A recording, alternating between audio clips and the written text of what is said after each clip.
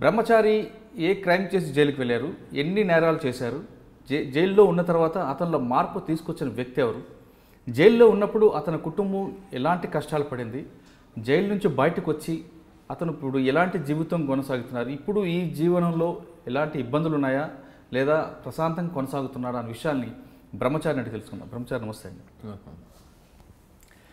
బ్రహ్మచారి, నేను ఎప్పుడో Uppal police station దగ్గర చాయ్ దుకాణం ఓపెనింగ్ అప్పుడు నేను చూశాను. అసలు మీది ఏ ఊరు, ఎందుకు చర్లపల్లి జైల్లో దాదాపు 15 సంవత్సరాలు ఉండాల్సి వచ్చింది, ఎలాంటి క్రైమ్ 5 సంవత్సరాలు ఉండాల్సి వచ్చింది, ఎలాంటి క్రైమ్ చేసావు అనే విషయాన్ని ఒకసారి చెప్పు. అది వరంగల్ కాజీపేట దర్గా సార్. అది వరంగల్ కాజీపేట దర్గా. మా నాన్న సింగరేణి జాబ్ చేసేవాడు బెల్లంపల్లి. అట్లా నాకు చెడు దోస్తాన్ అలవాటైంది. ఫస్ట్ స్టార్టింగ్ ఒక తప్పు చేసిన, ఆ తప్పు సమర్థించుకోవడానికి ఇంకో తప్పు చేసిన, అట్లా మొత్తం 32 కేసులు అయినాయి. ఈ అందులోనే నా లవ్ మ్యారేజ్. ఈ బెయిల్ మీద నేను బయటికి రాను, నా బ్లడ్ రిలేషన్ మొత్తం దూరం అయిపోయింది, ఎవరు నా దగ్గర రాలేదు. అంటే ఫస్ట్ చేసిన తప్పు ఏంటి? జల్సాల కోసం తప్పుదారి అని ఏం చేస్తా ఫస్ట్ క్రైమ్? కొట్టి డబ్బులు తీసుకున్నట్టు స్టార్టింగ్. అది ఆ ఒక కేసులో జైలుకి వచ్చి ఒక కేసులో బెయిల్ తీసిండు. ఫస్ట్ తప్పు కాబట్టి బెయిల్ తీసిండు. రెండో తప్పు ఏం చేసినా, నేను లవ్ మ్యారేజ్ చేసుకున్నా, ఇంట్లో ఇష్టం లేదు. ఈ ఫస్ట్ తప్పు అయిపోయింది, సెకండ్ తప్పు అయిపోయింది కానీ ఇంట్లో వాళ్ళు వదిలేసిండు. నా దగ్గర ఒక వెహికల్ ఉండే, నేను డ్రైవర్గా పోయినా. నేను అట్లా 13 కేసులు అయినాయి నా మీద. అంటే వాళ్ళు ఎంబడి పోయినా, తిన్నా, తాగినా. అప్పుడు అన్నీ ఎంజాయ్లు ఉండే నాకు. 13 కేసులు పెట్టాను. ఇక్కడ వరంగల్ డిస్టిక్, కరీంనగర్ డిస్టిక్, బెల్లంపల్లి, మహారాష్ట్ర, ఇవన్నీ కేసులు 13 కేసులు పెట్టాను. నాకు నిద్ర పడతలేదు. నా దగ్గరికి వచ్చి చూసేటోళ్ళు ఇవ్వలేరు. నాకు స్మోకింగ్ అలవాటు ఉండే. టెన్షన్ ఎప్పుడు చూసినా పారిపోవాలని ఉండే. అట్లా ఒకసారి పారిపోయినా. ఆ జైలు ఆ టైంలో ఈ నక్సలైట్కి సంబంధించిన ప్రజా ప్రతిఘటనకు వెపన్స్ సప్లై చేసేవాడు. ఆ కేసులో అతను అరెస్ట్ అయి ఉండే. అట్లా మా ఇద్దరికి పరిచయం ఏర్పడ్డది. బయటకు పోయిన తర్వాత కలుద్దామని చెప్పని. అంటే మేము చర్లపల్లి జైలుకి రాకముందు అప్పుడు వరంగల్లో ఉండే. వరంగల్ జైల్లో మహారాష్ట్ర వరకు ఏ గ్యాంగ్, అంటే ఏం చేసేవారు మీరు అందరు గ్యాంగ్ అంతా కలిపి? నేను పోయి బయట ఉండే సార్ డ్రైవర్గా. ఏ బండి మీది? మా క్వాలిస్ ఉండే. ఓకే. డ్రైవర్గా వాళ్ళు ఎంబడి పోయేది. వాళ్ళు ఏం చేసినా ఏమో మాకు తెలియదు. పలాని కాడు ఉండమంటే ఉండాలి, వాళ్ళు అయిపోయిన తర్వాత మళ్ళీ తీసుకురావాలి సార్. అట్లా పోయినా. కాకపోతే నాకు కూడా సరే డబ్బులు ఇచ్చేది. వాళ్ళు ఏం చేద్దామని నేను అడగలేదు, వాళ్ళు నాకు చెప్పలేదు. అట్లా 13 కేసులు పెట్టిండు. అంటే 13 కేసులు ఎక్కడెక్కడ తీసుకొచ్చారు? వరంగల్ సార్, కరీంనగర్, ఆదిలాబాద్ డిస్టిక్, మహారాష్ట్ర, చంద్రపూర్, ఈ 13 కేసులు అయినాయి. అంటే వాళ్ళు ఏం చేసేవారు? మీకు కార్లో కూర్చోబెట్టి ఇంట్లో పోయి వాళ్ళని బెదిరించి డబ్బులు అవి తీసుకొని వచ్చేసాం. అట్లా జరిగింది. అప్పుడు ఒకసారి కాకుండా 2 సార్లు 3 సార్లు ఎప్పుడు కూడా మీకు చెప్పలేదు ఏం చేస్తున్నాం వాళ్ళు? తెలియదు. అంటే రెగ్యులర్గా పోయేది మేము.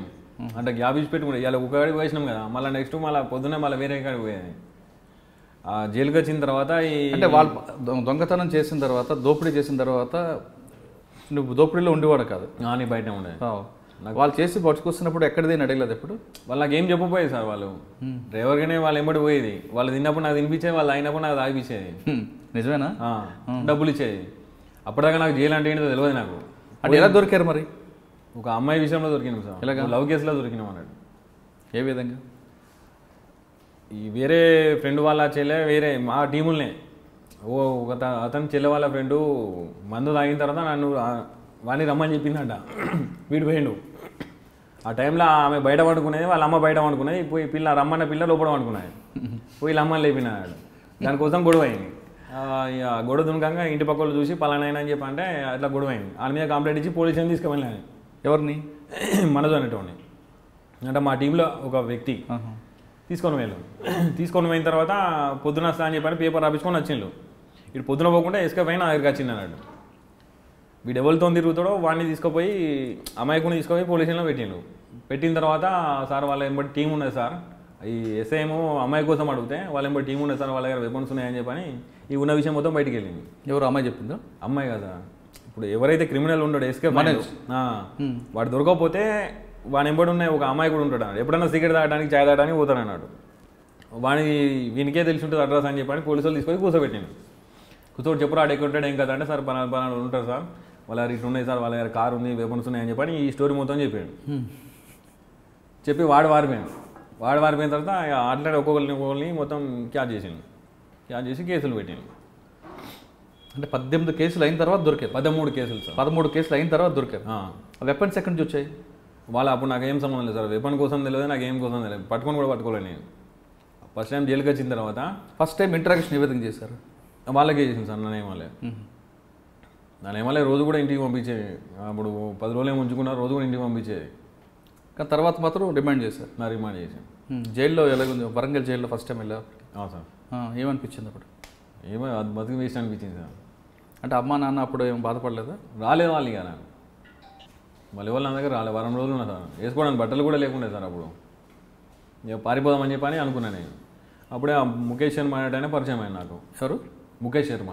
ఓకే. ఆయన యూపీ, అదే వెపన్ కేసులో అతను వచ్చిండు. మేము చేసింది ఏం లేదు కానీ పేపర్ స్టేట్మెంట్ పెద్దగా వచ్చింది సార్ మొత్తం. అయితే అందరు పిలిచి నన్ను అడిగేది, అట్లా ఎట్లా చేసిండు, ఏంటి, ఎట్లా పోయింది, ఎట్లా వచ్చిందని చెప్పి అడిగేశారు. చెప్పి నా తలకాయ ఖరాబ్ అయిపోయేది. నా బాధ నాకుంటే వాళ్ళు అడిగేది టార్చర్ అనిపించేది సార్. ఆయన చెప్పిండు అన్నాడు, బయటకు వచ్చిన తర్వాత కలుగు, నీకేమైనా హెల్ప్ కావాలని నేను చేద్దా అని చెప్పని అనుకున్నాడు అన్నాడు. నేను చెప్పిన నాకు వేరే దారి లేదు రాబాయి, నేను ఎస్కేప్ ఒకటే నాకు అని చెప్పంటే సరే బాయ్ అని చెప్పని అతనికి బెయిల్ 2-3 రోజులు బెయిల్ వచ్చేది. ఆ బెయిల్ వచ్చి వెళ్ళిపోయిన 3 రోజులకు నాకు ఇంటర్వ్యూకి వచ్చాను. ఇంటర్వ్యూకి వచ్చి కొన్ని సామాన్లు కావాలి తీసుకొచ్చి ఇచ్చింది నాకు. తీసుకొచ్చిన తర్వాత నేను మహబూబ్నగర్ కోర్టు ఉండే నాది. పేచి పోయేటప్పుడు ఎస్కేప్ చేపించడానికి కూడా ట్రై చేసాను నేనే.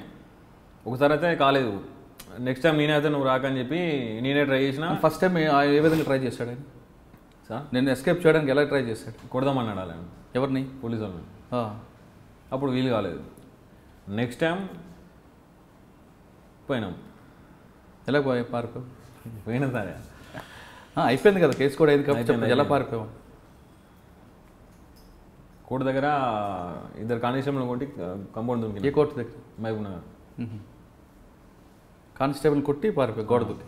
ఓకే. తర్వాత పోలీసులు పట్టు దొరకలేదు అప్పటికి? దొరకలేదు. ఎక్కడ పారిపోయి? మహబూబ్నగర్ పారిపోయి హైదరాబాద్కి వచ్చిన. ఓకే. అంటే దాంట్లో పోలీసులు వెహికల్ చెకప్ ఏం లేదు. మరి చేతికి హ్యాండ్ కప్స్ ఉంటాయి కదా? లేవు, కోర్టు దగ్గర తీస్తారు కదా. ఓకే. హైదరాబాద్లో చేంజ్ చేస్తావు? ఆయన కలిసావా ముఖేష్ని? ఫోన్ చేసిన సార్ అతనికి. అతను నా నంబర్ నా దగ్గర ఉండే. ఫోన్ చేసిన నేను. ఫోన్ చేసిన తర్వాత 2 days తర్వాత వచ్చిండు ఆయన. వచ్చిన తర్వాత మళ్ళీ ఇలా కేసులు చేద్దామని చెప్పని అనుకున్నాం సార్. అప్పటిదాకా నాకు జైలు, పోలీస్ స్టేషన్ ఏంటిదో నాకు తెలియదు కదా. లోపలికి ఒక వారం రోజులు ఉన్నదా అర్థమైంది నాకు. క్రైమ్ ఎట్లా వేయాలి ఏంటిదని అర్థమైంది. జైల్లో ట్రైనింగ్ అయ్యింది. వెపన్స్ కావాలని చెప్పంటే సరే నేను తీసుకొస్తా అన్నాడు. 2 వెపన్లు తీసుకొచ్చాను. ఎక్కడి నుంచి? అక్కడి నుంచి, యూపీ నుంచి. ఓకే. వెపన్ తీసుకొని వచ్చాను. తీసుకొని వచ్చిన తర్వాత ఎందుకు వెపన్స్ కావాలని అడిగావు? క్రైమ్ చేయడానికి. ఎందుకు క్రైమ్ చేయాలనిపించింది? మార్పు రావాలని, జైలు నుంచి ఉన్నాం, నా అమ్మా నాన్న రాలేదు, ఒకే జత బట్టలతో ఉన్నప్పుడు బయటకు వచ్చి మారాలని నాకు తెలిసి సార్, జైలుకు పోయిన తర్వాత మారదామని ఎవరు అనుకోరు. ఎందుకంటే ఇప్పుడు అక్కడ ఉన్న వాతావరణం, ఉన్న ఆఫీసర్లు, ఇప్పుడు అలాగే సార్, ఇప్పుడు జీతం వస్తుంది, వాళ్ళ డ్యూటీ ఏంటిది? రావాలి, ఆఫీస్కి రావాలి, వారానికి ఒకసారి రౌండ్కి వస్తారు, వాళ్ళు వచ్చే ముందు పినాయిల్ చల్లుతారు, కొంచెం షోప్ టాప్ చేస్తారు, అయిపోతుంది. మీకు ఏం ప్రాబ్లం ఉన్నా ఏంటిదని చెప్పని ఒక ఆఫీసర్ మాట్లాడారు. వాళ్ళ బాధలు ఏంటిదో తెలుసుకోరు. మరి ఇట్లా 5 నిమిషాలు వచ్చి ఇట్లా పోతారు సార్. వాళ్ళకి ఏం అవసరం లేదుగా, అడగరు. వీళ్ళు ఏమనుకుంటారు సార్, ఇప్పుడు లోపల ఉన్న తర్వాత ఆయనోళ్ళు రారు, దోస్తులు రారు, రిలేషన్ మొత్తం కట్ అయిపోతుంది. ఇంకోటి రిమైండ్ అంటే చిన్న కేసులను, పెద్ద కేసులను అందరినీ ఒక దగ్గర కలుపుతారు సార్. వాళ్ళకి ఏం పని ఉంటుంది? ఎప్పుడు ఏదో ఒకటి మాట్లాడుకుంటారు అన్నట్టు. 4 పరిచయం అవుతారు అక్కడనే జైల్లో. ఇంకా పెద్ద క్రిమినల్ అయ్యడానికి అవకాశం ఉంటుంది కానీ మారడానికి అవకాశం ఉండదు సార్.